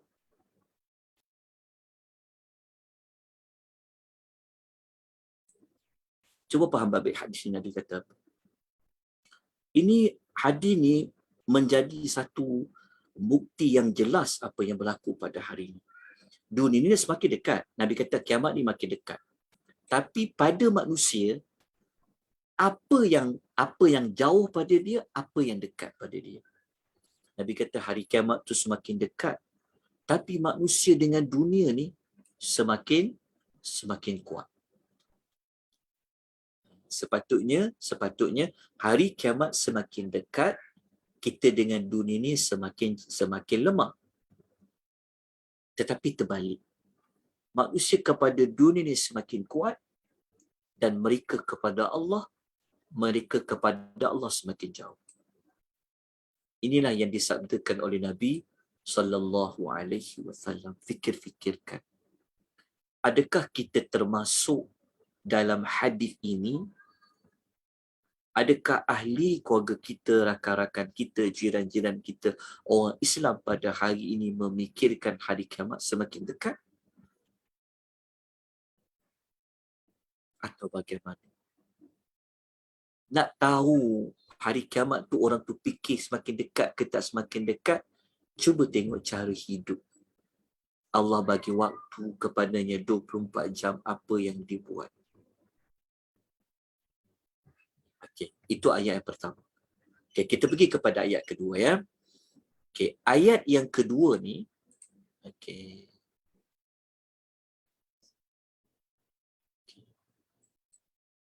Ayat yang kedua Allah Subhanahu wa taala menyebutkan tahap bermegah-megah. Kalau tadi tu Allah Taala sebut sifat manusia yang telah lalai dengan membanyak-banyak bermegah-megah. Tapi Allah tak sebut tahap dia sampai tahap mana. Ayat kedua menyebut tahap dia. Dia punya nak bersaing ni, nak memegah-megah ni, dia punya tahap dia kan sampai tahap mana? Allah mengatakan ayat 2. Hatta zurtumul maqabir, sehingga kamu masuk ke liang kubur. Hatta tu sehingga. Maknanya tahap manusia ni dia punya fikir panjang, angan-angan dia tadi tu sampai dia mati. Dia punya tahap fikir dia tu, dia punya tahap nak bersaing, nak lebih baik daripada orang. Dia tahap dia punya kumpul harta memegah-megah tu sampai mati dia fikir, sampai mati dia buat. Ini kalau Allah Ta'ala cerita maknanya benar. Ada manusia seperti ini. Sehingga kamu masuk ke liang-liang tempat perkuburan. Kenapa saya letak ziarah kat sini? Nanti saya akan terangkan. Okay, jadi kita tengok huraian ayat 2 ni. Okay. Ayat 2 ni, dia ada dua pentafsiran makna sehingga ni. sehingga kamu masuk ataupun kamu menziarahi ke kubur-kubur. Ada dua makna. Okay, kita tengok dulu apa tafsir Al-Jalalain. Dalam tafsir Al-Jalalain mengatakan, yakni sampai kamu mati dan dikuburkan dalam kubur. Ini makna pertama. Maknanya dia punya tahap dia fikirkan dunia ni kan sampai mati dia. Maknanya sampai mati tu dia punya tahap tu maksudnya mati tu menjadi tahap limit dia berfikir. Dia punya fikir nak hidup lama ni kan sampai mati dia. Maknanya mati tu je lah yang boleh berhentikan dia daripada dia duk fikir untuk memegah-megah tadi. Selagi dia tak mati, dia takkan stop. Betul tak? Okay. Iyalah, mati je yang boleh stopkan semua orang. Tapi adakah kita nak termasuk dalam kumpulan yang dah mati baru kita fikir amal selepas mati? Kita tak nak macam tu. Sebab tu kita belajar dalam Al-Quran. Kita tengok apa yang Allah Ta'ala cerita. Tapi ada manusia dia punya tahap dia fikir, ya Allah. Dia kumpul. Bila dia nak stop tau? Bila dia nak stop? Tunggu dia mati. Itu yang maksud yang pertama. Okey, makna yang kedua adalah sehingga kamu menghitung orang-orang yang mati kerana ramainya manusia yang meninggal dunia. Maksud dia macam ni. Cuba tengok dekat kotak ni lagi faham. Kita tengok kat sini. Tahap bermegah-megah ni, tahap dia, okey, ada dua makna. Makna yang pertama, masuk ke dalam kubur maknanya mati. Maknanya selagi tak mati, selagi itulah dia duk fikir nak at-takatsur tadi. Betul tak tuan-tuan puan? Apa yang boleh berhentikan manusia ni? Mati je. Selagi tak mati, selagi tu dia akan. Tapi kita sepatutnya jangan tunggu sampai kita mati baru kita nak berhenti. Sepatutnya lepas kita baca at-takatsur ni, kita dah belajar lama kan, contoh kita berhenti. Astagfirullah, selama ni apa yang aku cari dalam hidup aku ni? Apa yang kita kejar dalam hidup kita? Tu tuan-tuan, mati je boleh berhentikan kita daripada duk mikir, duk buat dan sebagainya. Makna yang kedua bukan cerita tentang berhenti sampai mati. Makna yang kedua, orang tu punya tahap bermegah-megah sehingga dia pergi ke tanah kubur. Dia pergi ke tanah kubur ni maksudnya macam ni. Kita baca dekat sini. Tengok ada riwayat daripada Ibu Abi Hatim. Dia kata ayat ni turun berkaitan dengan dua orang daripada Bani Harithah dengan Bani Al-Harith. Ada dua orang, satu daripada Bani Harithah, satu daripada Bani Al-Harith.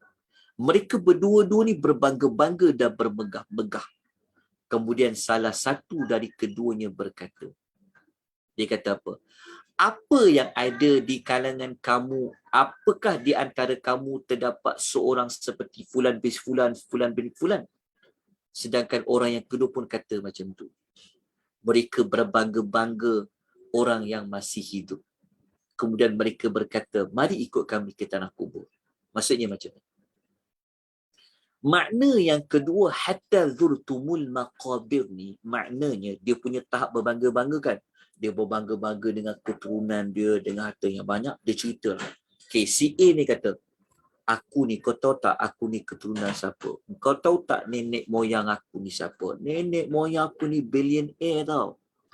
Okay. Lepas tu Son dia kata apa? Kau pula, kau tahu tak siapa nenek moyang aku? Nenek moyang aku ni, ya Allah. Bukan kau tak tahu. Sekian. Dua-dua ni saling berbangga-bangga. Jadi dia punya tahap berbangga-bangga dia tu sampai mereka pergi dekat tanah kubur tu. Pergi kat tanah kubur tu untuk apa? untuk mereka tunjukkan. Tu kau nampak tak kubur yang hujung tu? Itulah kubur moyang aku. Kau tengok kubur dia tu. Nampak tak nama dia siapa? Kau ni pula kata, kau pula kau tengok tu. Kau tengok tu kubur tu. Itulah kubur moyang aku yang sekian. Dia punya tahap berbangga-bangga tu sampai terpaksa nak buktikan, tunjuk sampai ke tanah, pergi ke tanah kubur. Dua-dua makna ni dia boleh diterima.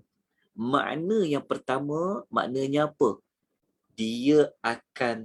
Maksudnya makna pertama, dia punya tahap bermegah-megah, berbangga-bangga, sehinggalah dia mati, baru dia akan berhenti.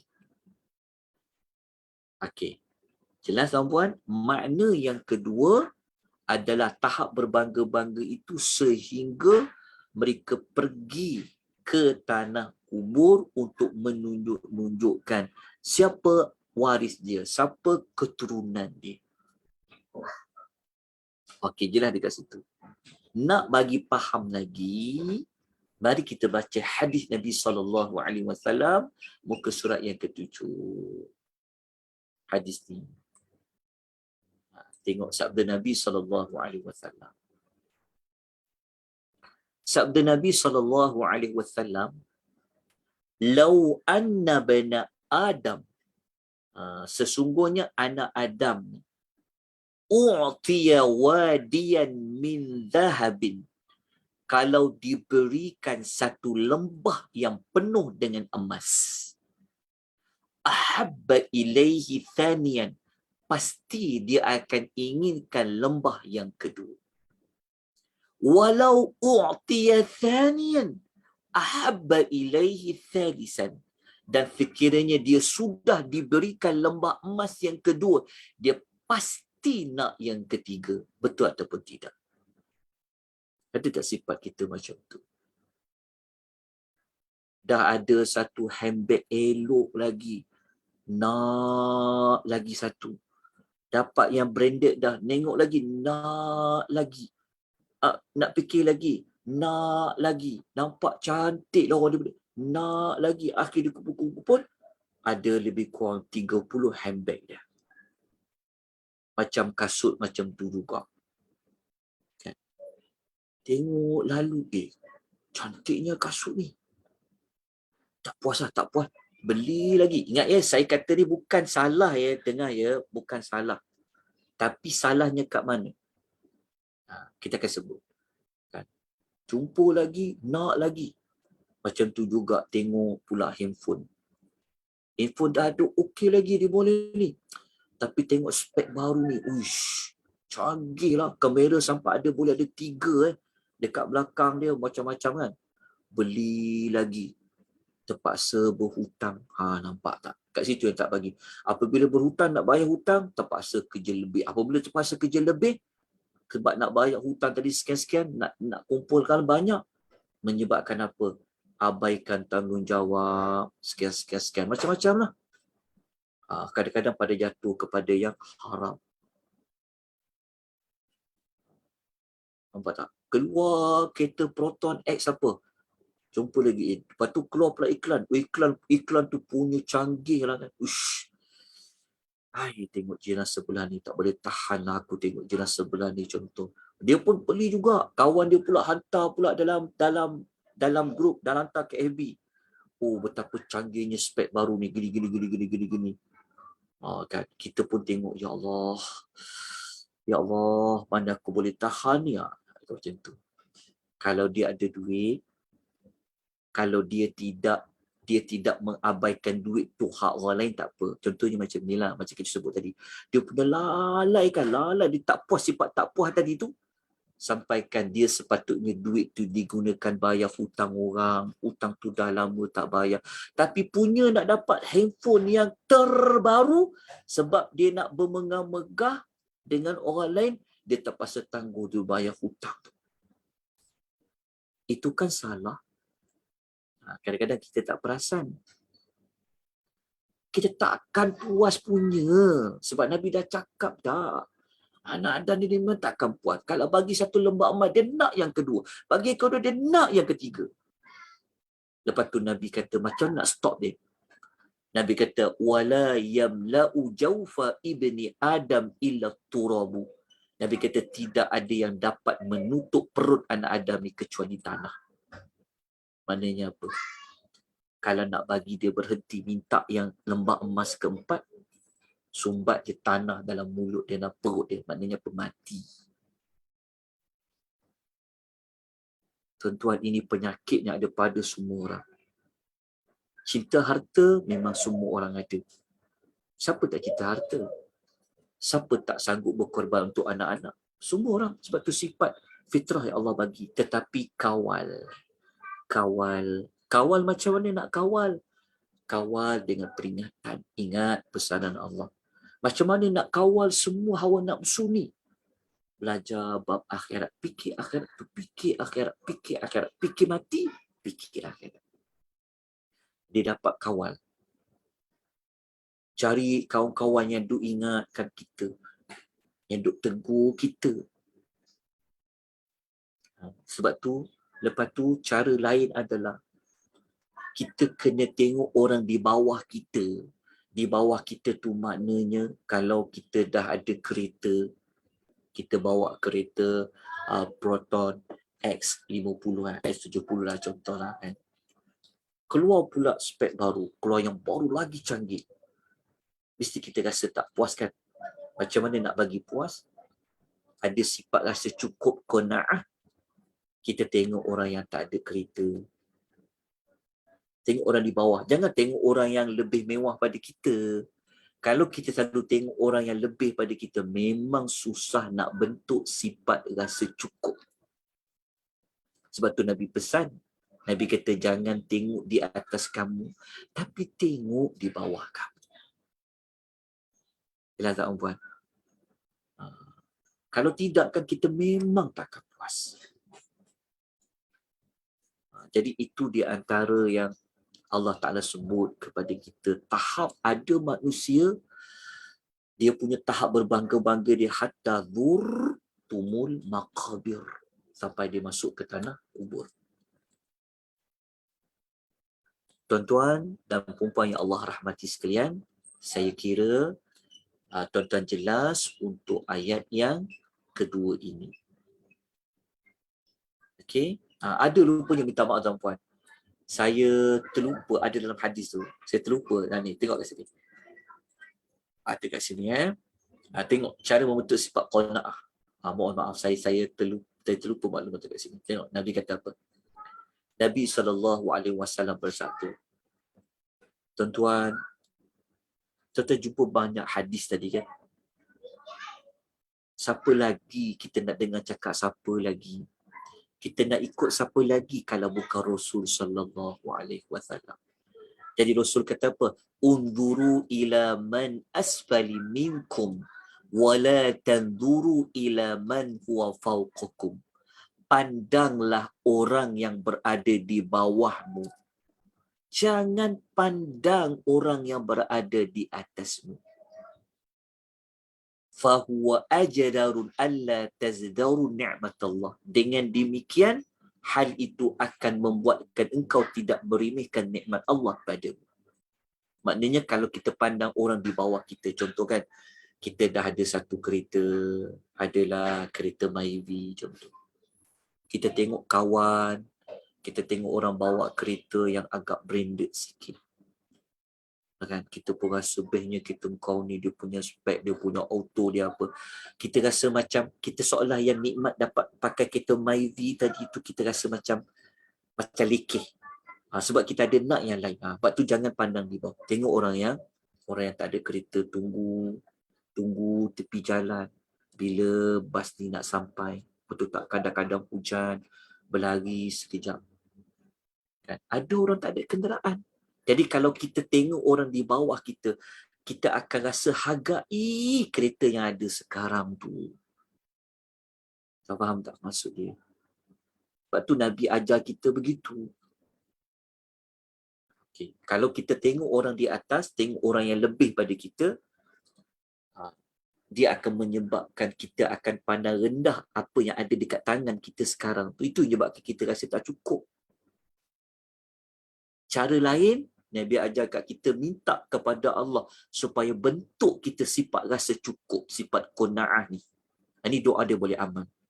Allahumma inni as'alukal huda wat tuqa wal afafa wal ghina. Amalkan doa ni selalu. Ya Allah, aku minta kepada engkau hidayah, petunjuk. Wat tuqa, sifat taqwa, wal afaf. Ni wal afaf. Okey, wal afaf, sifat menjaga diri, wal ghina. Wal ghina dekat sini, wal ghina dekat sini bukan kaya benda, maksudnya kaya pada hati. Wal ghina kat sini maknanya kaya pada hati ni. Sifat ghina. Minta pada Allah. Minta pada Allah. Ya Allah, kau bagilah hati aku ni selalu rasa cukup. Sebab apa tuan, kalau kita rasa tak cukup kan, dia akan menyebabkan kita rasa benda yang ada sekarang dekat tangan, depan mata, sedang guna, kita rasa macam tak best. Sedangkan sepatutnya alhamdulillah, dapat juga aku berjalan, dapat juga ada juga kenderaan aku, ada juga handphone aku, ada juga pakaian. Contohnya macam tu. Minta pada Allah Azza wa Jalla. Kalau tidak, ni kita akan berfikir macam mana nak kejar orang tu, macam mana nak lebih pada orang tu. Menyebabkan masa kita dah ambil banyak nak mikir, nak bekerja, nak berlumba, nak bersaing dan sebagainya. Jadi, itulah di antara maklumat yang dapat kita ulas pada ayat yang kedua. Ada ke manusia seperti ayat pertama, kedua? Ada. Kalau tak ada, Allah Ta'ala tidak berikan peringatan. Kalau tidak, Allah Ta'ala tidak sebutkan. Kalau ada manusia tak berubah juga, dia tetap dia nak at-takasur tadi, nanti ayat 3 Allah akan memberi satu warning. Allah memberikan satu amaran. Kalau masih lagi mempunyai sikap pada ayat pertama dan kedua, pada ayat kedua Allah memberikan satu amaran. Bukan satu amaran, ada banyak amaran lepas ni. Amaran yang pertama, dia berada pada ayat nombor 3. InsyaAllah nanti kita akan ceritakan pada minggu yang berikutnya ulasan dia.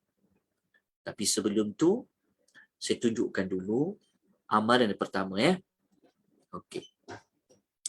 Okey, sebelum tu ada soalan tak ayat nombor 1 dengan ayat 2 ni? Ada pertanyaan tak? Ada apa-apa nak tanya? Jelas ataupun tidak?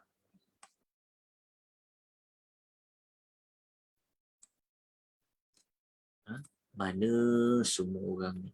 Jelas, Ustaz, jelas. Okey. Ada bertanya soalan ni, dia kata, adakah salah kalau kita berdoa Allah panjangkan umur? Tak salah pun. Tak salah. Kita boleh berdoa, minta Allah umurkan panjang kita. Dalam masa yang sama, kita minta Allah berkat umur kita yang panjang tu. Supaya kita boleh isi umur kita dengan kebaikan. Dia ada dua kesan, dia ada pro and con tak umur panjang. Pro and con-nya kat mana? Kalau umur panjang, kita boleh isi dengan kebaikan, alhamdulillah. Tapi lagi umur panjang, lagi banyak dosa, lagi teruk. Faham tak maksud dia? Mana kita nak? Kita nak tambah lagi dosa ke? Kita nak tambah dengan pahala. Tentulah kita nak tambahkan pahala. Tapi kita nak tambah pahala ni, kita tidak ada kekuatan. Maka kita perlukan kekuatan dari Allah. Minta pada Allah, ya Allah panjangkanlah umur aku dengan aku mengisi waktu umur panjang itu dengan amal kebaikan. Sebab tu Nabi SAW menyebutkan sebaik-baik umur adalah orang yang melakukan kebaikan. Orang yang panjang umurnya diisi dengan kebaikan. Maknanya hadis tu menunjukkan bahawasanya boleh jika kita berada dalam keadaan umur yang panjang. Bahkan Nabi larang pun kalau kita minta mati kalau tak ada sebab apa-apa. Nabi larang kita minta mati. Kan? Sebab apa Nabi larang kita minta mati? Nabi pernah pesan kepada bapa saudaranya. Sebab apa? Nabi kata dekat bapa saudaranya ketika sakit, Nabi kata, wahai pamanku, dia kata, janganlah engkau minta mati. Kenapa? Kenapa jangan minta mati? Sebab kalau kita mati, kita dah tak boleh buat amal. Tapi kalau kita panjang umur ni, nombor satu, kita boleh tambah lagi amal. Kalau kita buat kita orang baik, tambah amal tu sangat baik. Tapi kalau kita orang yang berdosa, Allah panjangkan umur, kita bertaubat, lagi baik. Maknanya tak salah jika minta panjang umur. Tapi umur yang bagaimana? Umur yang diisi dengan kebaikan. Minta pada Allah Azza wa Jalla. Okey. Ada apa-apa pertanyaan lain secara verbal? Ada tak?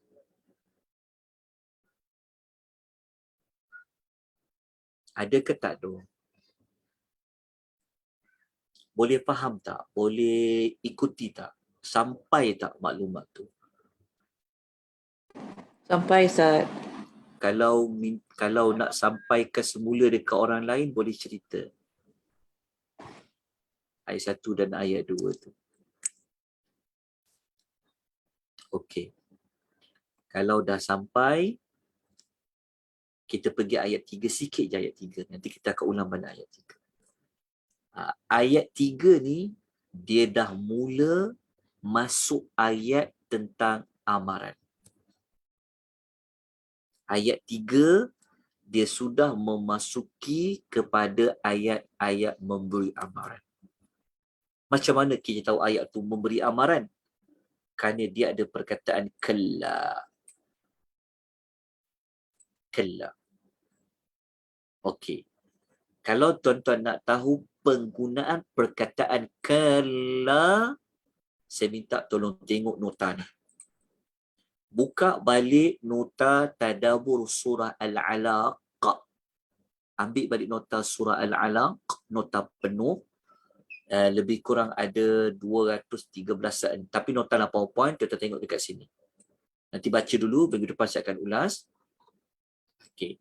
Waktu kita ulas dalam surah Al-Alaq, kita banyak jumpa perkataan kalla, kalla, kalla. Apa makna kalla? Okey, baca dulu dekat surah Al-Alaq. Perkataan kalla. Tu ada tak nota ni? Ada dekat link yang sama. Dekat link Tadabbur 22 surah Lazim tu ada perkataan kalla. Ada nota surah Al-Alaq. Okey. Dekat sini. Ada ikuti atau tidak? Tadabbur surah Al-Alaq. Siapa ada ikut? Siapa yang tak sempat ikut? Ada tak? Jangan bimbang tentang rakaman. Rakaman tu semua ada pada ayat, semua ada pada FB Akademi Tadabbur Malaysia. Tengok dekat situ ya. Dekat situ semua ada.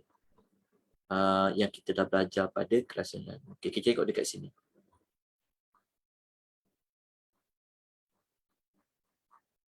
Kejap ya. Cari dia. Dekat sini. Nampak ya? Ni penerangan dia. Patah balik nanti tengok balik dekat surah ni. Tengok ya. Perkataan kalla. Kalla. Okey, kalimah kalla dalam Quran ada 33 kali Allah gunakan. Dalam nota penuh surah Al-Alaq, saya telah senaraikan 30 tempat tu kat mana. Sampailah kepada surah Al-Mutaffifin, sampai surah ni. Surah At-Takasur saja ada 3 kalla. Ayat 3, ayat 4 dan ayat 5. Okey, baca dulu. Apa fungsi kalla ada 4. Okey, baca dulu. InsyaAllah nanti kita akan sambung pada kuliah yang akan datang. Siri yang kedua insyaAllah pada minggu hadapan. Sebab azan pun dah masuk. Jadi kita boleh berhenti awal lah. Ya, untuk kita mengerjakan solat asar pada awal waktu. Baik. Ada apa pertanyaan? Kalau tak ada, kita berhenti dekat sini. InsyaAllah boleh ya. Ada Zah di atas Zah. Okey. Kita ucapkan berbanyak terima kasih ya kepada Raudhah Zandra ya. Tuan-tuan puan, hari Khamis ni petang macam ni, dia lah anjuran ni. Anjuran Raudhah Zandra. Zandra sekeluarga. Ya. Kalau kita kenal Zandra ni, dia adalah isteri kepada pemain bola sepak Johor JDT, Syafiq Rahim. Isteri beliau. Dan Syafiq Rahim ni pun sebenarnya beberapa kali mengikuti kelas-kelas yang kita bersama dengan beliau lah. Sebab tu asal-asalnya sebelum PKP memang kelas 22 Tadabbur Surah Al-Azim ni kita buat di rumah. Di rumah beliau. Dan Alhamdulillah sempat beberapa kelas Syafiq Rahim meluangkan masa walaupun beliau agak sibuk tetapi kuat semangat dia belajar. Dia pun bersama-sama mengikuti pembelajaran tadabbur surah-surah pendek ini. Jadi selepas PKP, rahmat Allah, kita dapat belajar secara online. Sampailah kepada hari ini. Jadi kita ucapkan, kita doakan semoga Zandra sekeluarga Allah memberikan ganjaran yang terbaik buat mereka. Allah memberkati keluarga mereka. Memberi rahmat. Begitu juga dengan kita semua ya. Kepada tuan-tuan dan puan, saya ucapkan jazakumullahu khairan, barakallahu fik. Jadi minta maaf atas kelemahan dan kekurangan. InsyaAllah kita jumpa lagi pada minggu hadapan sambungannya untuk siri yang kedua, ayat yang ketiga. Aqulu qawli hadha wa astaghfirullahal azim. Wabillahi taufiq wal hidayah. Wassalamu alaikum warahmatullahi wabarakatuh. Assalamualaikum Ustaz.